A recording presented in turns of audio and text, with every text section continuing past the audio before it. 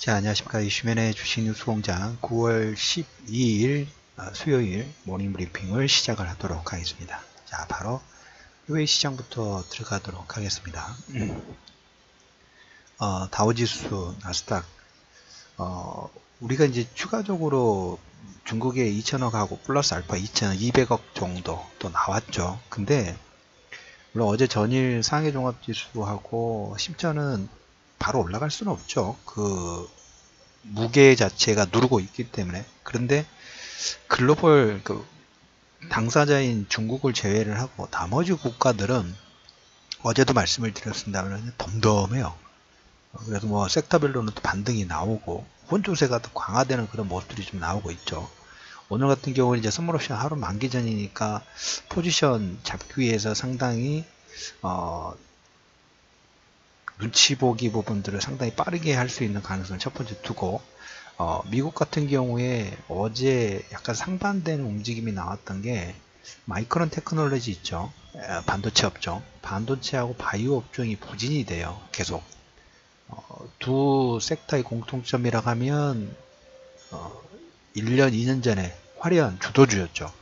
그리고 장중에 마이너스 한 6% 가까운 하락폭이 나오다가 그래도 오후장 들어서 조금 반등해가지고 마이너스 3% 약간 안되게 마무리가 됐습니다. 마이크론 테크놀로지. 그래서 마이너스 2.9%. 근데 장중에 한 마이너스 5.7% 정도 하락이 나왔다는 거 먼저 체크 좀 해놓으시고, 반도체하고 바이오 업종은 약세가 나왔고, 두 번째로 그런데 애플이라든지 최근 하락폭이 나왔던 넷플릭스 이런 종목군들 있죠. 애플 같은 경우에는 USB가 목표 주가 부분들을 상향을 해서 그리고 오늘 밤, 그러니까 내일 새벽 정도 우리나라 시간으로 신제품이 나오죠. 신제품 기대감으로 애플이 한 2%대, 그리고 최근 하락폭이 컸던 넷플릭스라든지 뭐 이런 종목군들 있죠. 넷플릭스, 아마존이 한 2%대 상승폭이 나왔고, 지난주에 그 페이스북이나 트위터 이쪽 규제 때문에 하락폭이 나왔는데 기술적 반등에서 1%대 반등이 나왔습니다. 상반되죠. 아마존하고 넷플릭스는 두 개는 지금 뭐 그 확장, 사세의 확장 부분들이 도드라지는 종목군들이죠. 여기는 2% 반등이 나왔는데 마이크론 테크놀로지는 거의 3% 가까운 하락이 나왔다. 상반된 움직임 꼭 체크해 두십시오. 상반되게 모두 다 움직이는 게 아니라 섹터별로 거기에 맞는 향후의 컨센서스를 가지고 따로 움직이고 있다 라는 부분. 그래서 어제 다우지수는 뭐 소폭 반등 부분들이 나오기는 했습니다만 그것보다 중요한 게 섹터가 어떻게 움직였는가. 반도체, 기존의 주도주 반도체 바이오는 탄력이 점점 없는데 그나마 그래도 애플이라든지 아마존, 넷플릭스 다 뭡니까? 새로운 기대감, 향후에 기대감 자체가 있는 종목군들 섹터는 그거와 상관없이 반등이 진행됐다라는 얘기를 첫 번째 좀 드려보도록 하겠습니다.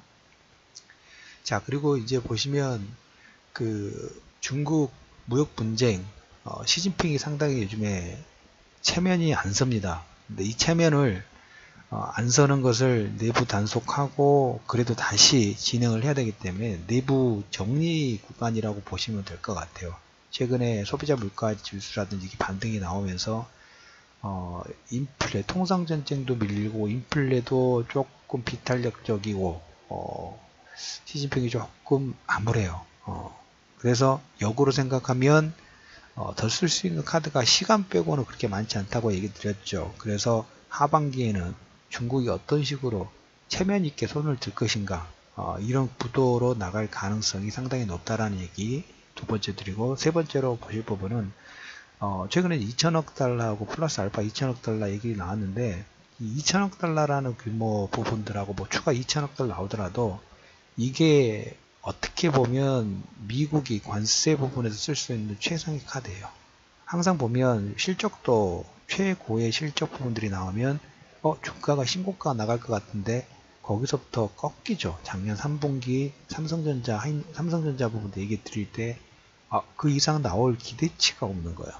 물론 주가가 좋고 실적이 좋지만 최근에 SK하이닉스하고 비슷하죠.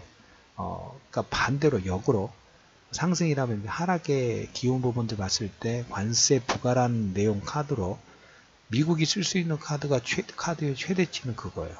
그러면 역으로 우리가 바닥이다, 바닥에 더 가까워졌다, 바닥이 확인되고 있다라는 걸 보면 거기서부터 더 하락이 나올 것 같은데 아니에요.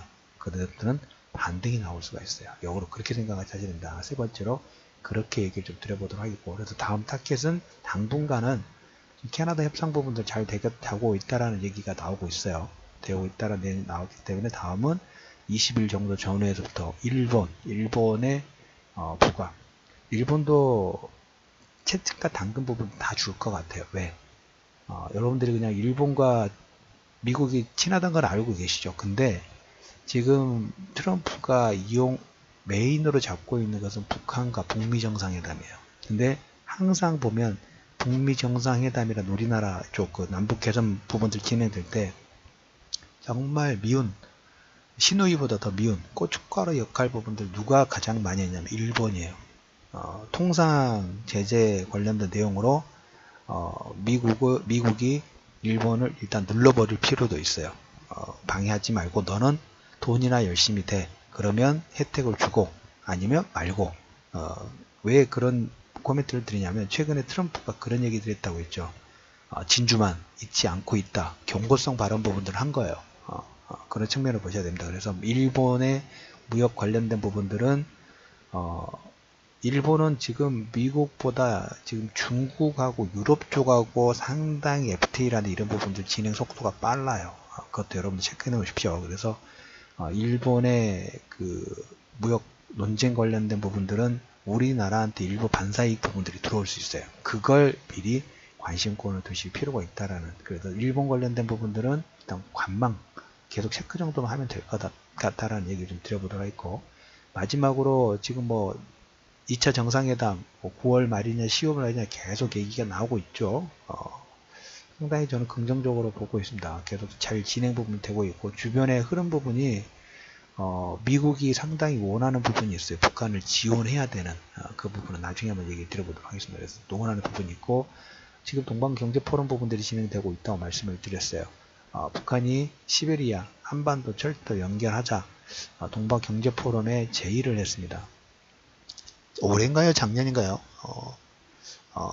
이 시베리아하고 시베리아 열도, 그러니까 유라시아 철도 부분들을 이용하려면 그 협회에 정회원으로 가입해야 돼요. 근데 정회원 가입이 항상 보면 북한의 반대로 무산이 됐다가 통과가 됐어요. 미리 포석 부분들에서 유라시아 철도 부분들을 이용하는데 협회에 정회원으로 가입됐기 때문에 아무런 문제가 없다. 그래서 북한이 동방경제포럼을 통해 가지고 시베리아 한반도 철도 연결 부분들은 이제 뭐만 되면 되나요? 돈만, 경제 제재만 풀어주면 돈이 들어와서 할 수 있는 사업 부분들에 대한 구상 부분들은 윤곽은 거의 마무리가 돼가고 있다. 그래서 여러분들은 하반기에는 경제 제재가 풀리면서 돈이 들어올 수 있는 활로가 1차로인지 4차로인지 8차로인지 이 내용만 확인을 하시고, 국도가 되는지 고속도로가 되는지 이 부분을 가장 중점적으로 보실 필요가 있다는 얘기를 드리면서 9월 12일 선물하시면 동시 만기 D-하루 전에 글로벌 매크로 부분은 큰 문제 부분은 없다. 계속 각계 전투, 종목 장세, 모멘텀 장세 유지하실 필요가 있다는 얘기를 드리면서 모닝브리핑 마무리하도록 하겠습니다.